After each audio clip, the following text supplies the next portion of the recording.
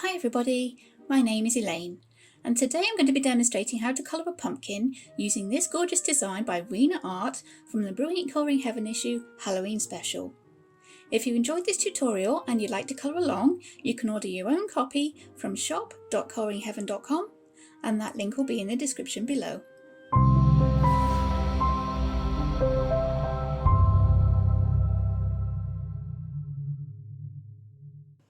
Alright, I've moved us in a little bit closer to the bottom of the page there so we can see these pumpkins at the bottom of my finished image, and you can see that I've gone for a more realistic kind of style with them.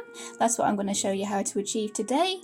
And the way that I found to make natural objects such as fruit and vegetables look a little bit more realistic is not to colour them perfectly, to add a few little deliberate blemishes here and there, and that really helps with the realism when you're colouring something like a fruit or vegetable. Or here we have a pumpkin, and you can see that I have added a few little dots and lines, a few little deliberate blemishes to make him look a little bit more realistic. That's what I'm going to show you how to do today, so I'll just move this one out of the way and we can get started. I'll be using mainly Castle Arts pencils today, and these are the colours that I've picked out for the main orange jack-o'-lantern kind of pumpkin. There we go, this one is an Arteza, but that's one that I use for blending, and there will also be the Faber-Castell Polychromos in white that I will use for blending. We have Yellow Ochre Light 010, Marigold 078, Cadmium Orange 017, Orange Lake 016, Burnt Sienna 114, Walnut Brown 117, Burnt Umber 068, Warm Grey Light 120 and Chrome Green 053. And with this pumpkin I was starting with the Warm Grey Light, and I was using this to mark out a few little areas that I'm going to leave white at the top here, because sometimes pumpkins they have those little kind of whitish grey areas on them, and they're usually up here by the stalk, so I'm going to leave a little bit of that. A little bit of area there, just marked out very, very lightly with the warm grey, and any kind of shape really. I'm just following the lines that we've actually got here because this is a kind of a light grayscale kind of image, so we do have some indications of where our shadows and our light would be, so I'll just mark out a few little areas that we're going to be leaving white. The first colour I'm going in with doing the actual pumpkin is the Marigold 078, and just starting to mark in these areas of the shadow, and we're going to try and give this pumpkin more of a 3D shape, so as it curves this bit will be coming in, so we're going to make sure that's darker, and we're using long pencil strokes to give a little bit of texture to this shading because the pumpkin skin is not smooth, it's kind of ridged and textured, so we're going to add a little bit of that, starting with this is one of our lightest colours. And we're going to add the shading, especially at the top and the bottom of this pumpkin, because the light will be hitting it kind of where it kind of bulges out here. But to show some sort of texture in the skin, we're going to try and keep these long strokes going. And we're going to carry that on when we move on to our slightly darker colours as well. Okay, we're going over that warm grey there, that kind of white area that we've left. We're going over that with the marigold to try and blend it in a little bit with the actual colour of the pumpkin. And you can carry these on as far up or as short as you would like, depending on how light or dark you'd like your pumpkin to be. I'm kind of trying to go for a sort of medium here. Not forgetting a few coming up over the part where his mouth's been carved out there. That is the marigold.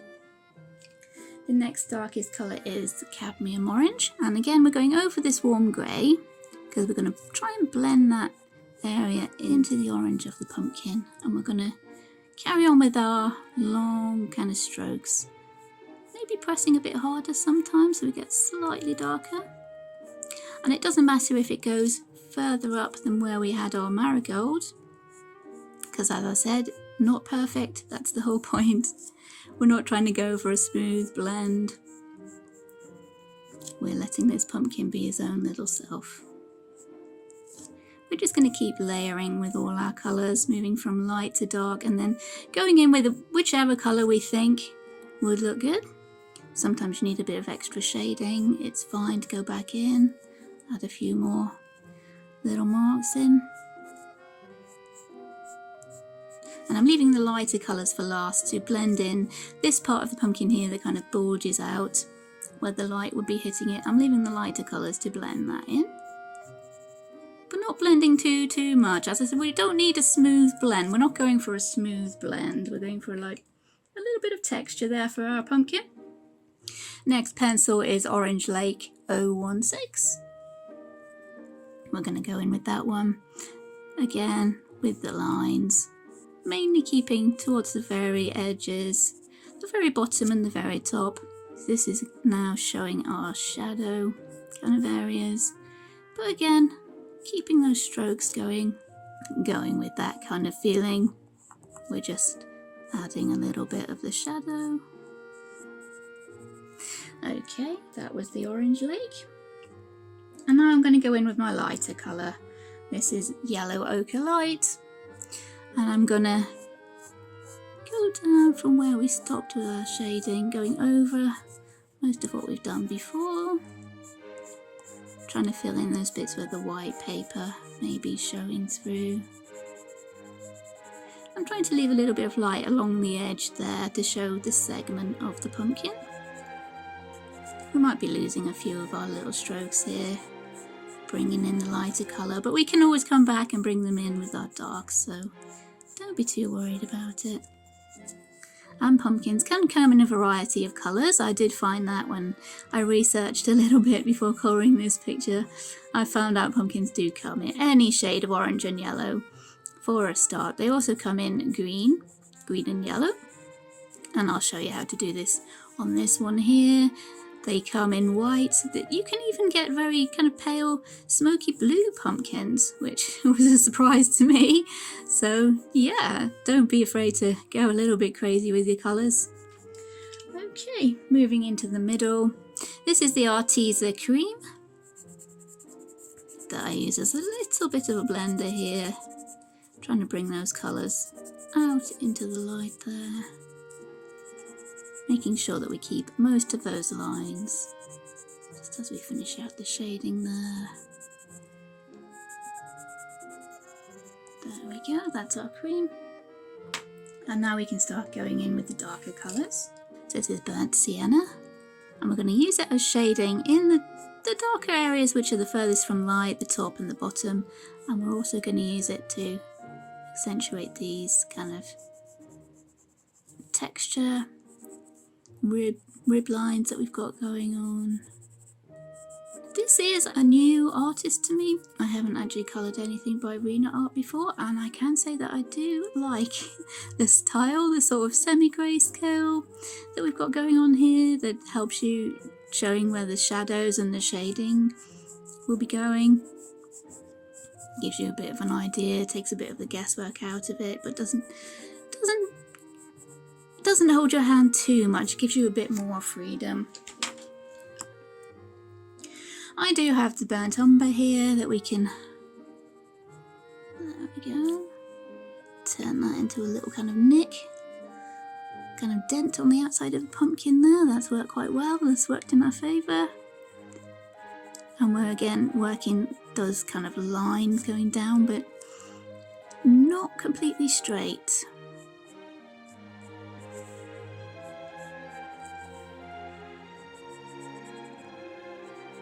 Giving a little bit of shading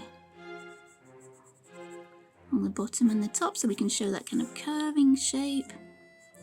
We can always go back in with our oranges,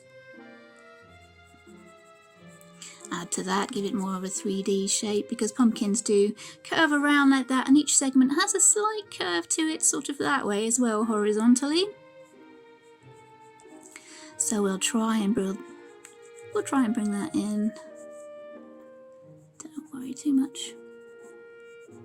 I'm having a bit too much fun giving this pumpkin a bit of character, getting too enthusiastic. I do love giving kind of natural sort of objects, making them look more realistic with the kind of dents and nicks and kind of dots and lines they have going on them. I do find it really fun. And it does help with the realism, as I've said, because yeah, nothing in nature is perfect, so it adds to that kind of effect. Okay, let's bring in a bit more of the yellow ochre light. Just that shading there in the lighter areas. Okay, we'll bring in our Polychromos white to give a bit of shine here in the middle. That's looking pretty good. And the most surprising colour I actually picked out for shading on an orange pumpkin, we have here the chrome green. And I found this works really quite well because both for blemishes and for shading. I'm going to put a little bit going over that kind of white area we've left. Blend that in a little while. Starting to get a bit more jagged with our kind of ribbed texture.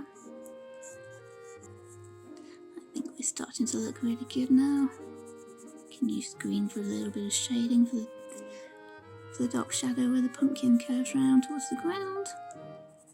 And we can use it to add some dots and dashes, little bits of extra pigmentation we've got going on. Yeah, our pumpkin's starting to come together now, I think. Let's bring it a little bit over our white area there. Okay, using the green for a little bit of shading. I'm liking how he's coming along. Let's give him a bit more brighter orange. Let's take that orange lake in. Accentuate a few of these kind of ridge lines we've got going on. Can even go over that green. Each time it will be different. That's kind of a fun thing for me. Like each time it will be different. Because we're not going for uniformity, we're not going for everything to be looking the same. We're just letting our pumpkin be himself, and it is really fun, I find. It's kind of hard to really make a mistake because we're looking to give him little oddities and bits where he's not quite straight, not quite perfect. Need to maybe bring in a bit more of that yellow ochre, I think, around there. Let's bring it in, yellow ochre, and adding some shade towards this side. We can do some darker lines going over that. What do we have? We have burnt sienna, there we go. Around the edges of that mouth, maybe. You can add some highlights with the white gel pen and really show where that mouth has been carved out.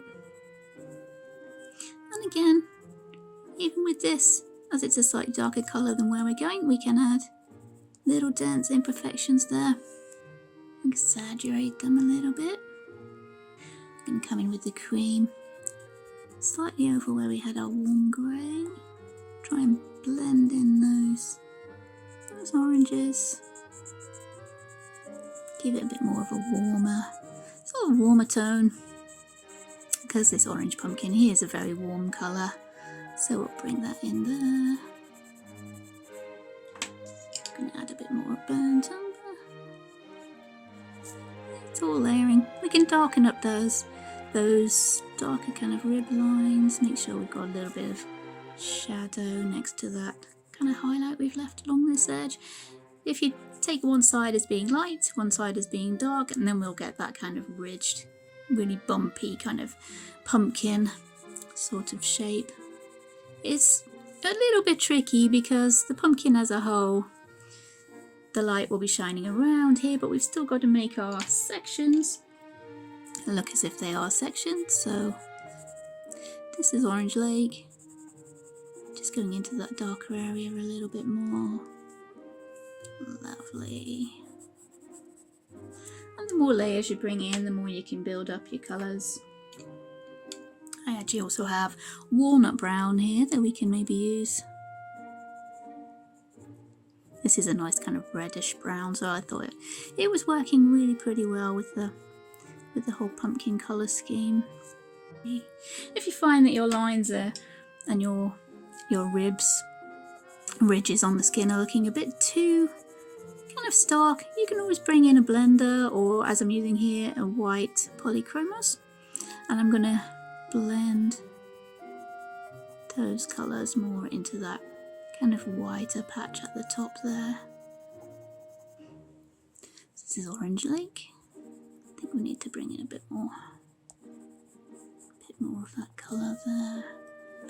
But yeah, pumpkins can be any shade of orange or yellow, so any different combinations of layers of these kind of colours, that would work for a pumpkin. This is yellow ochre. I'm going back in again, just for a bit more depth to this colour at the top here, where we're curving in towards the stem.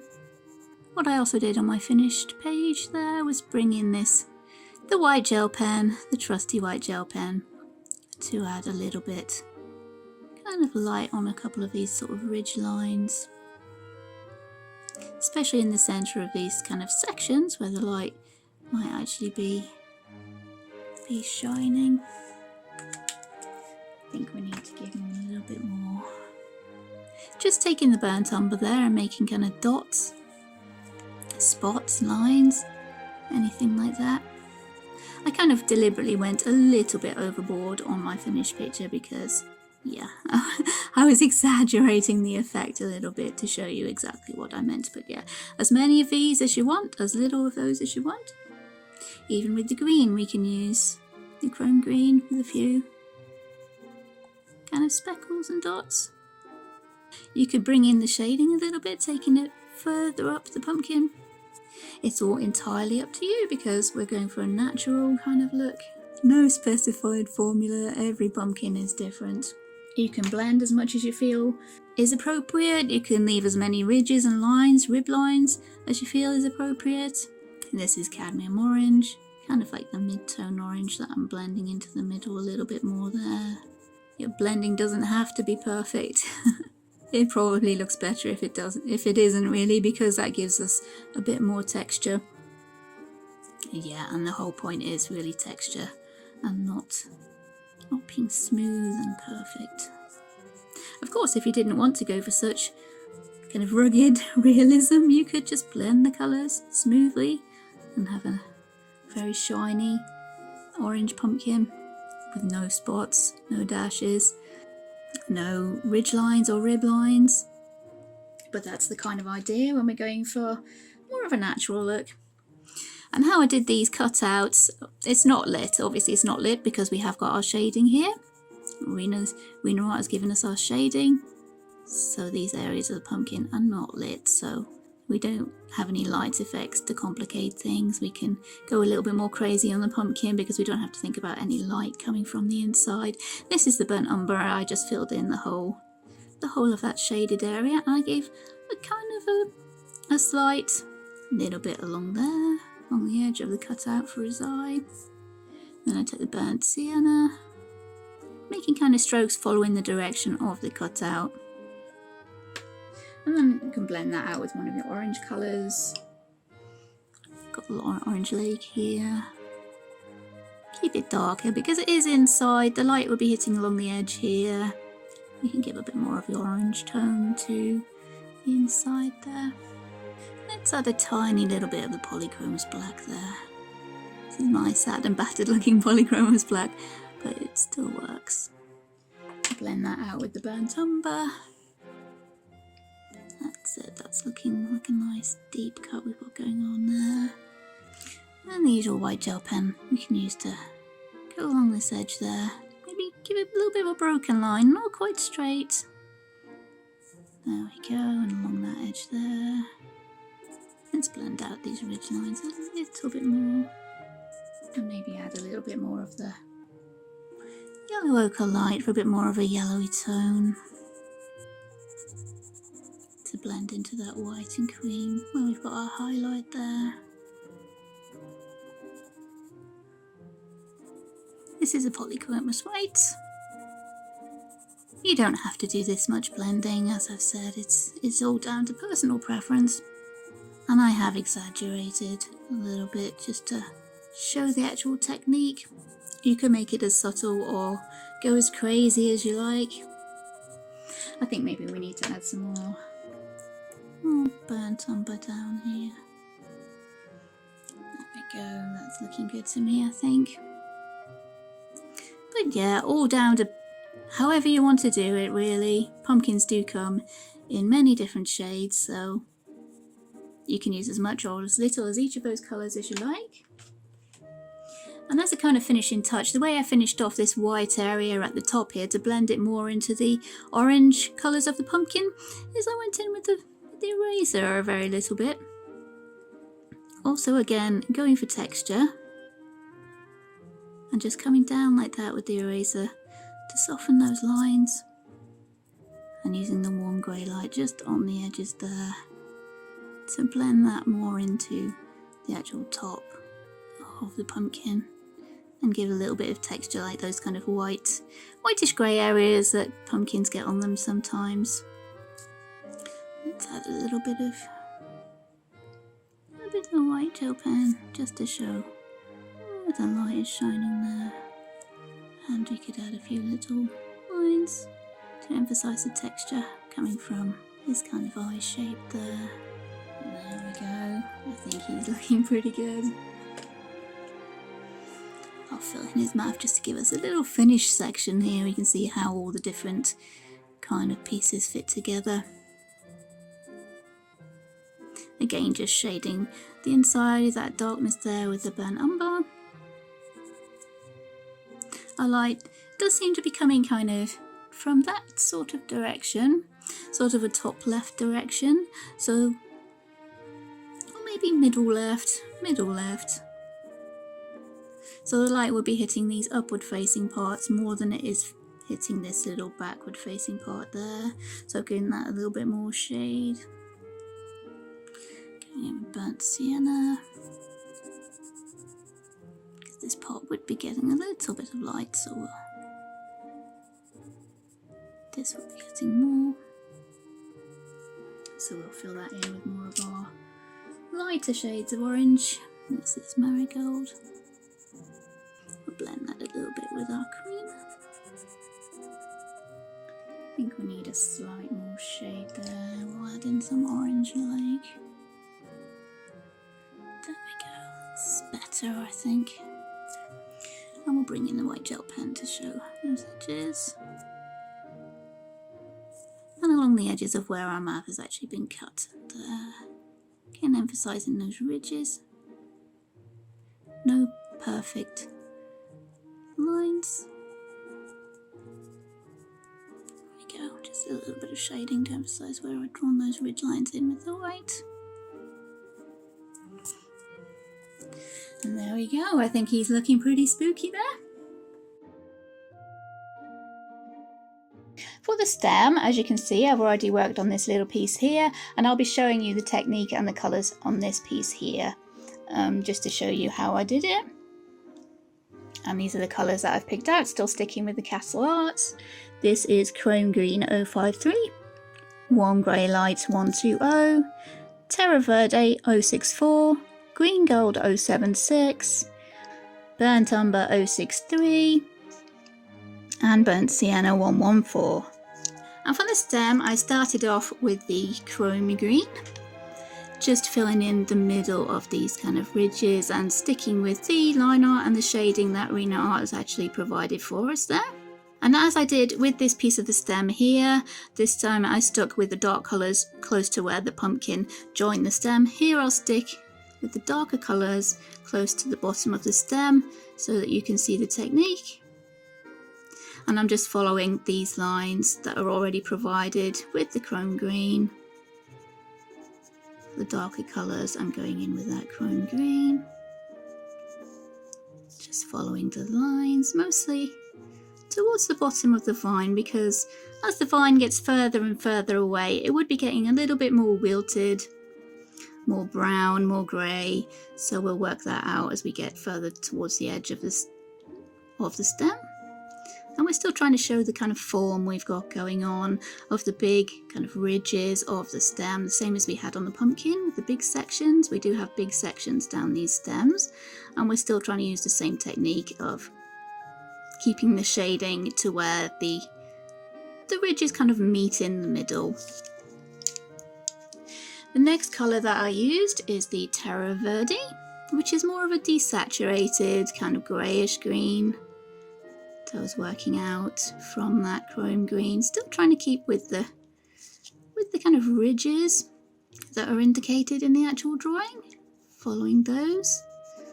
Bringing the Terra Verde further up the stem as we're moving into the more desaturated and more greyer kind of colours up there, using it as a mid-tone. It's more of a mid-tone down the bottom of the stem, becoming more of a dark as we get further up. There we go.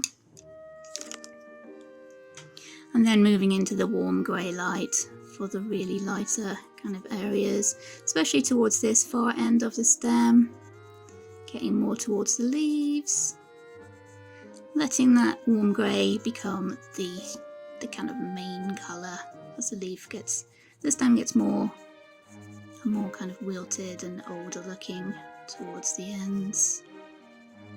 Okay, then I went in with the burnt umber, trying to emphasise those little ridge lines we've got along the length of the stem that are already drawn in for us.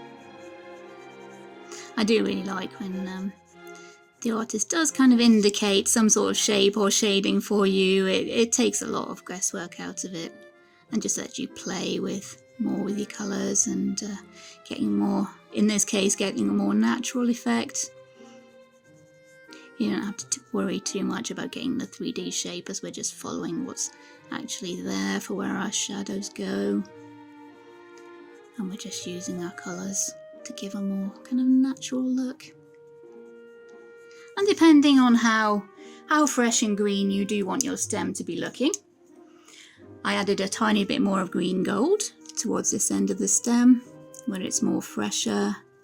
Just adding a few little random bits of that, just a hint of it, maybe a tiny bit, easing off as I get towards the end, just for a hint of a different colour, a little bit of interest and a little bit more of a natural effect, because the stem isn't just flat green, one shade of green.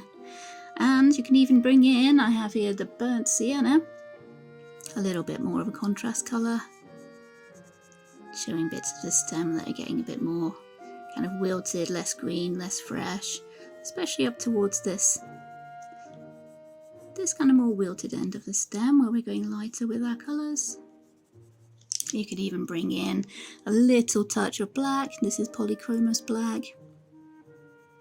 There we go, just to darken those areas where we're closest into our hair in this case, but I did that down here where we were closer to the edge of the pumpkin. Where the pumpkin meets the stem, it would be a bit more darker there because the pumpkin curves in and the stem is actually in a little hollow, so it would be a little darker there. Have fun. Yeah, that's the main point. Have fun. Nothing needs to be perfect. We're going for a natural effect. Nothing needs to be perfect. And for the final finishing touch, as usual, the white gel pen, and this time I'm using it just to emphasize these sort of ridges we've got along the stem, to show that the stem isn't smooth, it has a little bit of texture. And there we go, that's how I did my stems. Alright, I'm going to be moving on to these leaves here now, and I'll show you how I got the kind of natural effect on those leaves. These are the colours that I've picked out. And this is Green Gold 076, Warm Grey Light 120, Yellow Ochre Light 010, Oxide of Chrome 063 and Burnt Umber 068. I might have made a little mistake with that earlier. I thought it said 063. My numbers are so worn off because I've used them so much, but it is actually 068. And those are the colours that I used for the leaves. Also with the Polychromos white for a little bit of blending. And we're going to make these leaves look like they're not the freshest. They're slightly wilted. They've been picked for a while, standing around, getting a bit more dried out. So we're going to try and make those look a little bit more natural. And the way we do that is by going in first with the yellow ochre light, and we're going to give some little edges of yellow around there. Doesn't have to go right to the edge, but we're going to make sure that little yellow was kind of not a regular outline, more of a little jagged outline, and each leaf will be different. If they're all different, that's a good thing. Some can be more fresh looking, some a little bit more on the wilty side. After that, I went in with the burnt umber around the edges. Can maybe even add a few little spots inside the actual yellow ochre. I think it's the patchy effect that really makes it look natural rather than a specific combination of colours in a certain place. Okay, and on top of that I'm going with the warm grey, coming in a little bit further than we did with the yellow ochre, to give the effect that this leaf has been losing colour. It's maybe been in the sun, in a window somewhere, losing its colour. We can even bring the warm grey around the edges that don't have any yellow. Okay, those are looking good. Next I was going in with the oxide of chrome, that is 063, and especially around the middle of the leaf where this main stem is, maybe adding in a few little kind of details where the veins of the leaf spread out from that main stem. Not too much, well, I would say not too much, but again, it's entirely up to you how fresh you want your leaves to be looking, how much of the bright green we're adding. Tiny little bit there. Okay, then I'm bringing in the green gold, more of a yellowy green, over the top of the darker green, blending out towards the edges.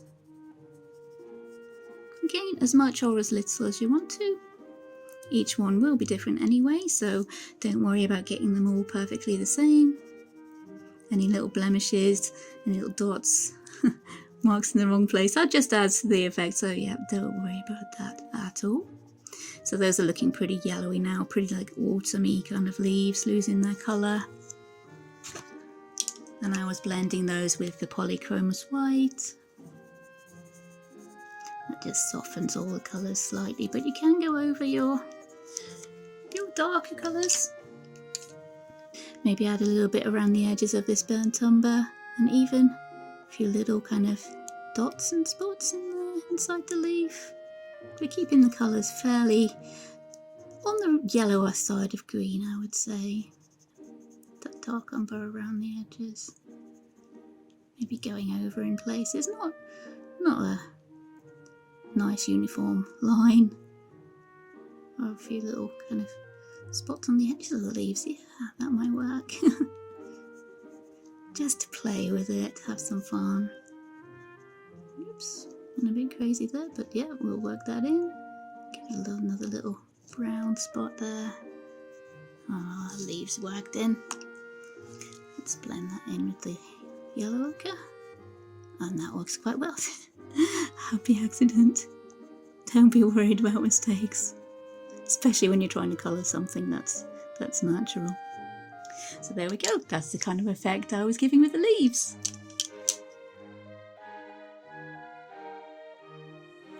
For this pumpkin here, on my finished image, I coloured that one in green and yellow, so these are the pencils that I picked out to do that with.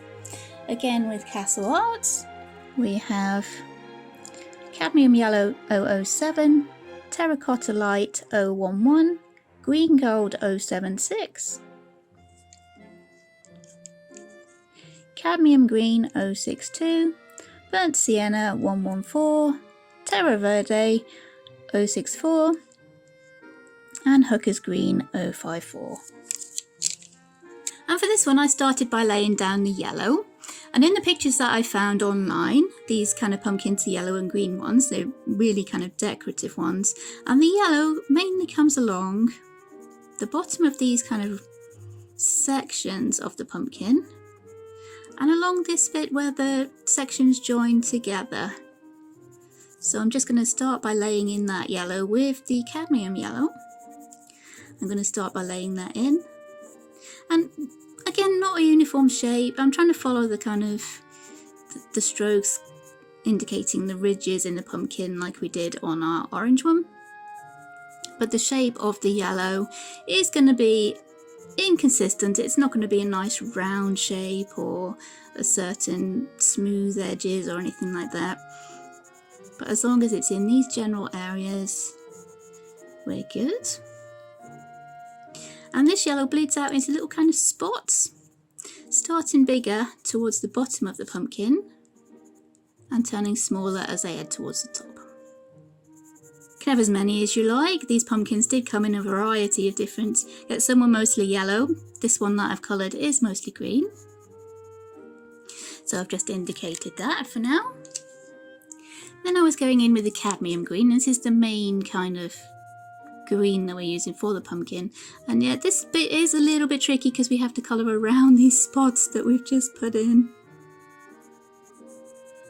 And still give some sort of shading, indicating that the pumpkin is of course a 3D kind of shape, so we're curving in towards the stem, so that's where our shading, our darker areas would be.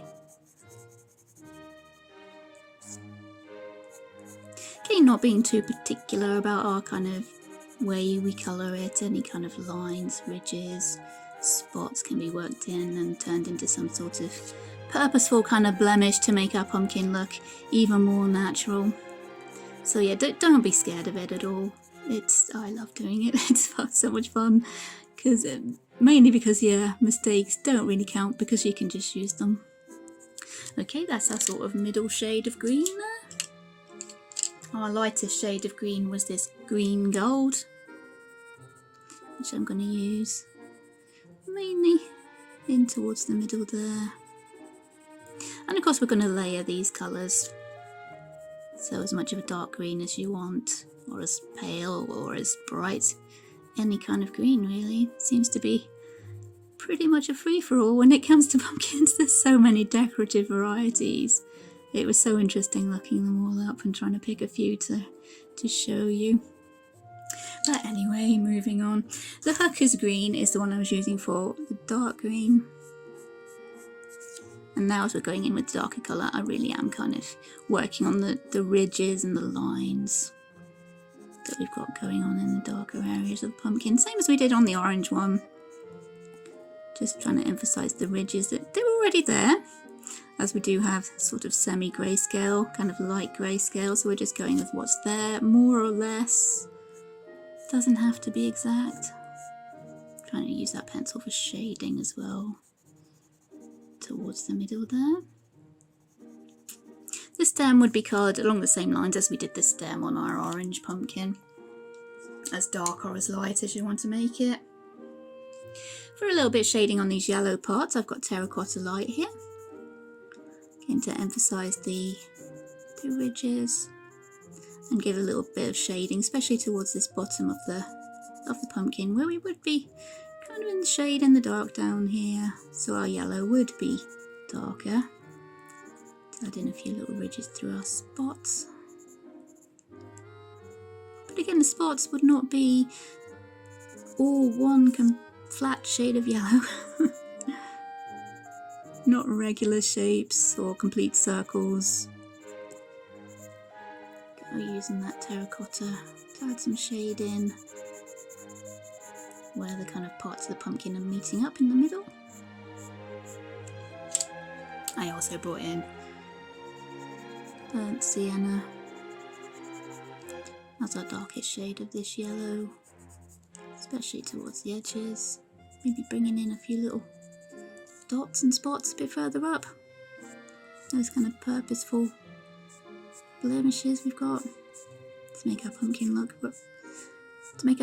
more natural. Again, we can use that as the shading where those parts of the pumpkin are meeting together. The most popular is the traditional kind of orange, I think. But it's nice to bring in these more fancier varieties, give a bit of interest, I think, and a bit more fun to colour. I did bring in the Polychromos black a bit of darker shading towards the stem of this pumpkin, just on the green, and just shaded and layered with those different greens until I was happy with the result I was getting. Let's bring in the Hugger's green a little bit more. Emphasize the fact that it's dark towards this stem because we're curving inwards. You can even have your green coming across the yellow spots, especially in this darker area where we want that darker green. Going on to the cadmium green now, just layering these different shades of green and using our spots a little bit there, but don't worry too much about that. That happens. Maybe our little pumpkin here is more yellow in the middle. Okay, cadmium yellow. And we'll go over those greens. Bring it back into this yellow part we've got going on at the bottom. These spots here. Into the main body of the pumpkin. Yeah, I'm liking that. We'll bring those spots back a little bit with the terracotta light. And you can keep those as well defined or as kind of faded as you like. I'll bring in the Polychromos white and try blending that a little bit. Yeah, that's looking nice, I think. That's awesome. Yeah, I like that. I need a little bit of cadmium yellow. The spots on this segment seem to have blended together, but that could happen. That could easily happen to a pumpkin. So I'm going to roll with it. I'm going to actually bring in a little bit of the burnt umber, just to really emphasize these kind of ridge lines at the bottom of this pumpkin. And that, yes, that's what it needed. There we go, I'm just shading in between where those segments of the pumpkin. Oh, yeah, it's such a pretty colour, these pumpkins. And as with our other pumpkin, I was bringing in the white gel pen to emphasize a few of these ridges towards the center of the pumpkin, where it's coming out before it goes back in towards the bottom. Just emphasizing a few of those little ridge lines, not too many. And there's little or as much of those colors as you like. If you want to make it a deeper green, a brighter green, that's the kind of idea, the kind of technique that I was using. And just keep going until you're happy with it. Could even bring in that burnt umber and give it a few little, yes, a few little dots, kind of blemishes with that. That's probably a few more than you might need, but just to show the technique, all it is just little dots with that burnt umber. And there we go, that's the green and yellow pumpkin. For these two little pumpkins up here on her hat, I did this one a sort of more of a paler yellow kind of pumpkin, more of a squash colour really. That's what I'll show you the colour combination that I used for that. And this little tiny one, I tried to make more of a white, maybe a tiny bit on the bluish side, just to stand out from all the busyness that was going on behind it. So I'll show you the colours I used for those. Firstly, for the yellowish kind of squash colour pumpkin, again, Castle Arts pencils, I used the Faber-Castell white for blending. Burnt umber 068, burnt sienna 114, hooker's green 054, cadmium yellow 007, and terracotta light 011. And for this one, as I wanted to keep it more of a kind of a yellowish colour, I started with the cadmium yellow. Again, starting with the shading at the bottom and the top of the pumpkin, moving down or up into this kind of central bit where the light will be hitting it. As we are more of a rounded shape, so we make sure the darkness is towards the top, or the shade rather, is more towards the top and the bottom of the pumpkin where it starts to curve away from the light. Keeping the lines. This one is slightly smaller, so we don't have to pay as much attention to the ridge lines, we just need to give a suggestion of those. as it is further away, so they wouldn't be as visible. But we want this one to be more sort of out of focus, I would say, as it's further away and smaller. So there's our cadmium yellow. And then to shade that terracotta light.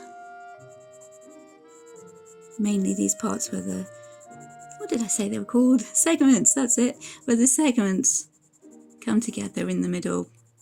Going in with that terracotta. Maybe adding in a few, very few lines going up towards the middle. But not overly concerning myself with that. As I said, we are further away.